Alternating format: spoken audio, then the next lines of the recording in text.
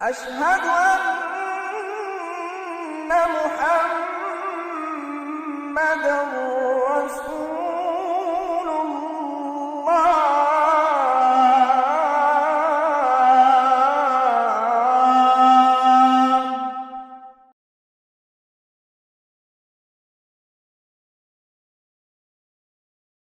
بسم اللہ الرحمن الرحیم. السلام علیکم ورحمۃ اللہ وبرکاتہ.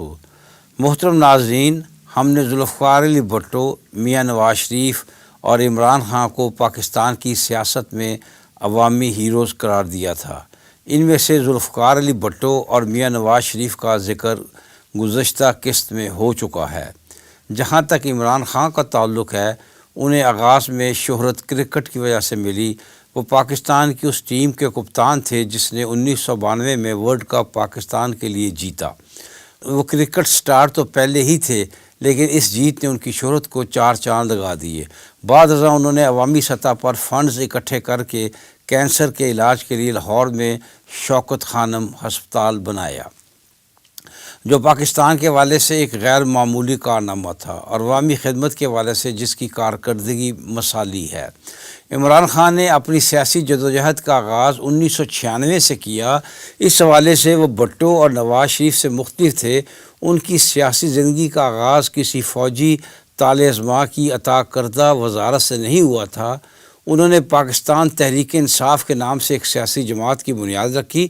زندگی کے پہلے انتخابات میں وہ صرف اپنی سیٹ پر کامیاب ہو کر قومی اسمبلی کے ممبر بنے. ان کی سیاست کو اکتوبر 2011 میں اقبال پارک لاہور کے ایک جلسہ میں عوام کی زبردست شرکت نے بلندی پر پہنچا دیا. وہ 2013 میں انتخابی سرگرمیوں میں حصہ لیتے ہوئے ایک حادثے کا شکار ہو گئے. اس انتخاب میں انہیں توقع سے بہت کم نشستیں ملی تھیں. انہوں نے نواز شریف پر الزام لگایا کہ انہوں نے چیف جسٹس افتخار چودھری سے ملی بھگت کر کے دھاندلی کی ہے. انہوں نے بطور نمونہ 4 حلقے کھولنے کا مطالبہ کیا جو نواز شریف حکومت نے قبول نہ کیا، جس پر عمران خان نے عوامی تحریک شروع کر دی. لہٰذا وہ کیس جسے عدالت نے پہلے مذاق کا خیز قرار دیا تھا، بعد ازاں اسے برائے سماعت منظور کر لیا اور دھاندلی کے حوالے سے ایک جوڈیشل کمیشن قائم ہوا جس نے یہ قرار دیا کہ کوئی منظم دھاندلی نہیں ہوئی. عمران خان نے احتجاج کے ساتھ اس فیصلے کو قبول کر لیا، لیکن ابھی کچھ عرصہ ہی گزرا تھا کہ پاناما لیک سامنے آئیں. عمران خان جوڈیشل کمیشن کے فیصلے سے مطمئن نہ تھے. انہیں دوبارہ تحریک شروع کرنے کا جواز مل گیا. اس تحریک کے دوران عمران خان کی شخصیت کے کئی پہلو عوام کے سامنے آئے، جن سے ان کی ذاتی اور سیاسی کمزوریاں اور کوتاہیاں بھی سامنے آئیں اور بہت سے مثبت اور قابل تعریف پہلو بھی سامنے آئے. عمران خان بزرگوں کی اس نصیحت کا کوئی لحاظ نہیں رکھتے کہ پہلے تولو پھر بولو. وہ شاید بولتے پہلے ہیں اور سوچتے بعد میں ہیں. جو کوئی ان کے کان میں پھونک دے، بلا تحقیق اور غور و فکر اسے عوامی سطح پر کہہ دیتے ہیں، جس کی وجہ سے وزیر اعظم کی حیثیت سے انہیں آج خاصی شرمندگی کا سامنا ہے. وہ شیخ رشید کے بارے میں کہا کرتے تھے کہ اگر خدا نخواستہ امریکہ پاکستان پر قبضہ کر لے تو شیخ رشید امریکہ کی حکومت میں وزیر بن جائے گا، اور مجھے اقتدار ملا تو میں اسے اپنی حکومت میں چپراسی بھی نہیں بناؤں گا. جبکہ آج عمران خان کی کابینہ میں شیخ رشید اہم وزیر ہیں.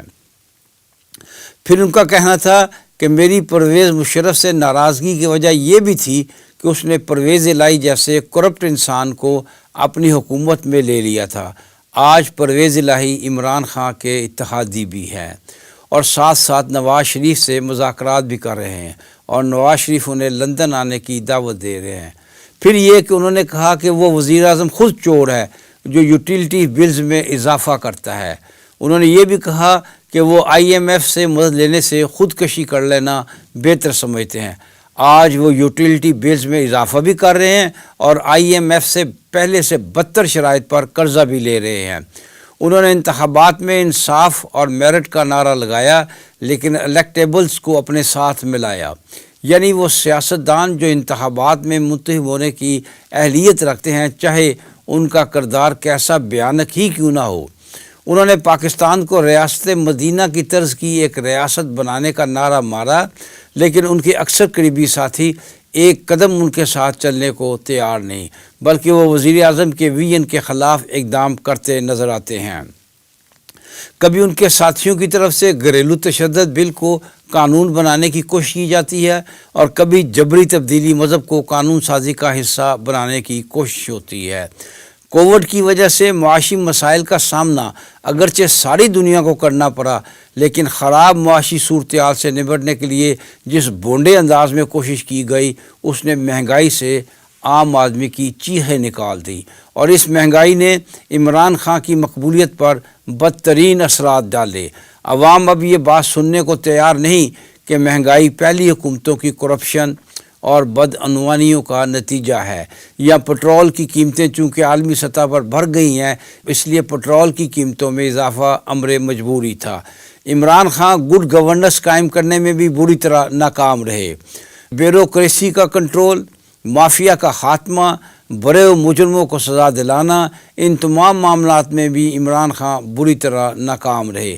وہ کرپشن کے خاتمے کی بہت بڑے علم بردار ہیں، لیکن ان کے وزیروں اور مشیروں پر کرپشن کے الزامات ہیں۔ وہ بڑے چوروں کو پکڑنے اور سزا دینے کے قائل ہیں، لیکن وہ ان میں سے کسی کو بھی عدالت سے سزا دلوانے میں ناکام رہے۔ یہ بھی ایک حقیقت ہے کہ 1918 کے انتخابات میں پاکستان کی اسٹیبلشمنٹ اور انٹرنیشنل اسٹیبلشمنٹ ایک دوسرے کے خلاف صف آرا تھے۔ پاکستانی اسٹیبلشمنٹ کامیاب ہوئی اور عمران خان وزیر اعظم بن گئے۔ عمران خان کے دور حکومت میں کچھ اچھے اور مثبت کام بھی ہوئے۔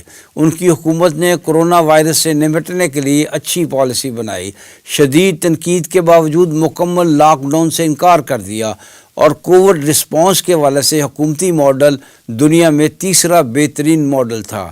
ستمبر 2020 میں اقوام متحدہ کی جنرل اسمبلی سے عمران خان نے یادگار تقریر کی، جس میں اسلاموفوبیا پر کھل کر بات کی۔ علاوہ ازیں شگاف الفاظ میں کہا کہ حضور صلی اللہ علیہ وسلم کی ذات کے تقدس سے بڑھ کر دنیا میں ہمارے لیے کچھ نہیں۔ انہوں نے اقوام متحدہ میں ہولوکاسٹ کا ذکر جرأت مندانہ انداز میں کیا۔ بالاکوٹ میں بھارت کی نام نہاد ایئر اسٹرائیک کا پول کھولا اور اپنی مرضی کے وقت اور مقام کا انتخاب کر کے بھارتی فضائیہ کو دندان شکن جواب دیا، جبکہ 10 اگست 1999 کو بھارتی فضائیہ نے ہماری نیوی کا ایک جہاز تباہ کر دیا تھا، جس میں 16 فوجی شہید ہو گئے تھے، اور ہم نے کوئی جوابی کارروائی نہیں کی تھی، اور صرف عالمی عدالت میں مقدمہ دائر کرنے کی کوشش کی تھی، جو بھارت نے عدالت کی جورسڈکشن قبول نہ کر کے ناکام بنا دی۔ لیکن جب 2017 میں بھارت کلبھوشن یادیو کے حوالے سے عالمی عدالت میں گیا تو ہم نے عالمی عدالت کی جورسڈکشن قبول کر لی اور آج تک بھگت رہے ہیں۔ بیرون ملک سے ترسیلات زر میں اضافہ ہوا، بیرون ملک پاکستانیوں کو ووٹ کا حق دیا گیا۔ یہ کام کئی دہائیاں پہلے ہونا چاہیے تھا۔ خواتین کے حق وراثت کا قانون جو پہلے موجود تھا، اسے تیز تر کرنے کی عملی طور پر کوشش کی گئی۔ رحمت للعالمین صلی اللہ علیہ وسلم اتھارٹی حال ہی میں قائم کی گئی ہے، جو اچھے کام کی بنیاد ہے، لیکن دیکھنا یہ ہے کہ یہ کس طرح کام کرتی ہے۔ یکساں نصاب تعلیم ایک بڑا مشکل کام تھا۔ آغاز میں خاص طور پر علماء کی طرف سے بڑے خدشات کا اظہار کیا گیا، لیکن اب خاموشی طاری ہو چکی ہے، جو نیم رضامندی ظاہر کرتی ہے۔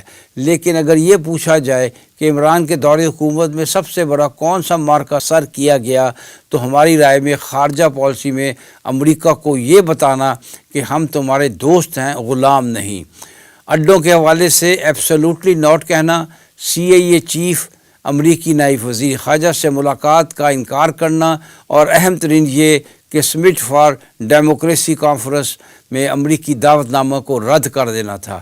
اب ہم چاہیں گے کہ ناظرین پر واضح کریں کہ ہم نے تینوں سیاسی قومی ہیروز کے مثبت اور منفی نکات پاکستان کے سیاسی عدم استحکام کے حوالے سے کیوں عرض کیے ہیں۔ غور کریں، تینوں ہیروز کے منفی کاموں کی فہرست طویل اور حالات پر زیادہ اثر انداز ہونے والی ہے۔ پہلے دو نے سیاست دان بننے کے لیے اور آخری نے وزیر اعظم بننے کے لیے فوج کے کندھوں کا استعمال کیا، اور پھر تینوں نے وزیر اعظم بن کر فوج سے الجھنا چاہا اور اسے نیچا دکھانے کی کوشش کی۔ سول بالادستی کی بات سیاستدان کی زبان سے تب جج تھی اگر وہ اپنے زور بازو پر اقتدار حاصل کر سکتے، یا یہ کہ فریق ثانی کا اتنا ظرف ہوتا کہ انہیں اقتدار خود سونپ کر ان کے ماتحت کام کرنے پر خوش دلی سے اور سنجیدگی سے عمل کرتے۔ حقیقت یہ ہے کہ ان ہیروز اور عسکری قیادتوں نے ملکی اور قومی مفاد کی بجائے اپنی ذات اور انا کو ترجیح دی، جس سے پاکستان میں سیاسی عدم استحکام پیدا ہوتا رہا۔ انشاءاللہ اس پر گفتگو جاری رہے گی۔